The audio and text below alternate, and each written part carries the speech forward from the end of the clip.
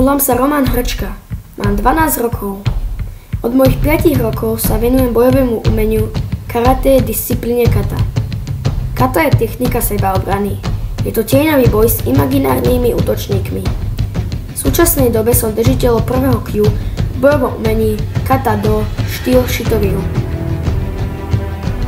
Som členom oddielu športovej školy karate na základnej škole Tupolevová v Bratislave, kde trénujem pod vedením trénerky Kristínky Mackovej. Tréningy mám 4-krát do týždňa a individuálne sa snažím zvyšovať svoju kondíciu behom, bicyklovaním a cvičením v posilovni. Na tréningy sa vždy teším, sme výborný kolektív. Vieme sa spolu zasmiať, ale navzájom sa aj podporiť na súťažiach. Som rád, že vďaka karate mám veľa priateľov po celom Slovensku aj v zahraničných kluboch. Snažím sa zúčastňovať na pretekoch, či už v rámci Slovenska, alebo na zahraničných, čo je finančne náročné, nakoľko treba zabezpečiť ubytovanie, cestovné náklady a štartovné. Tu musím poďakovať mojim rodičom za možnosti, ktoré mám a ich obetavosť. Fandia mi na pretekoch, vozia ma na súťaže a hradia náklady s tým spojené. Keď som bol mladší, bolo karate pre mňa športom. Rodičia ma prihlásili do klubu, aby som športoval a mal kondíciu. Dnes však viem, že karate je bojové umenie, ktoré zvyšuje sebavedomie, učí k úcte, k sebe samému i k svojmu okoliu.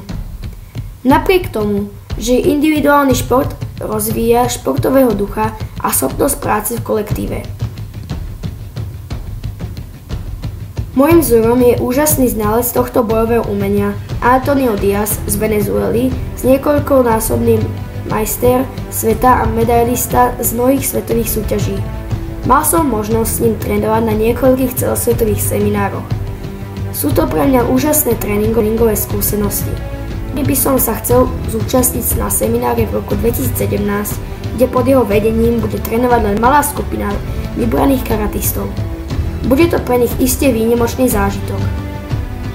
V decembri 2016 budem mať 13 rokov a môžem sa prebojovať do reprezentácie Slovenska, čo by pre mňa bola možnosť získať nomináciu na majstrovstvá Európy. Rok 2016 je pre nás karatistov prelomový, nakoľko bolo karate zaradené medzi olympijské športy a prvýkrát sa v ňom bude bojovať na letných olympijských hrách v Tokio 2020. Možnosť byť zaradený do reprezentácie Slovenska je pre mňa výzva.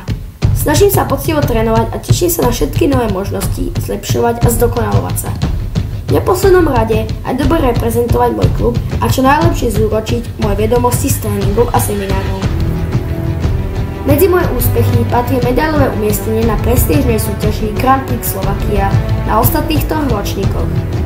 Výnimočným úspechom je pre mňa 8. miesto z počtu 58 súťažiacich na celosvetovej súťaži Umagu, kde sa zúčastnili pretekári z 54 štátov sveta. Veľmi si cením, že 2 roky po sebe som vyhral zlatú medailu na medzinárodných pretekoch v Zelamse. Nezabudnutelným športovým zážitkom boli aj preteky Vienna Open, kde som tiež získal zlatú medailu. Za každým úspechom na pretekoch sa skrývajú hodiny driny na tréningoch pod vedením Kristínky Mackovej. Ďakujem mojim rodičom, že ma od malička viedli k športu, mám však radosť pohybu, športu a karate.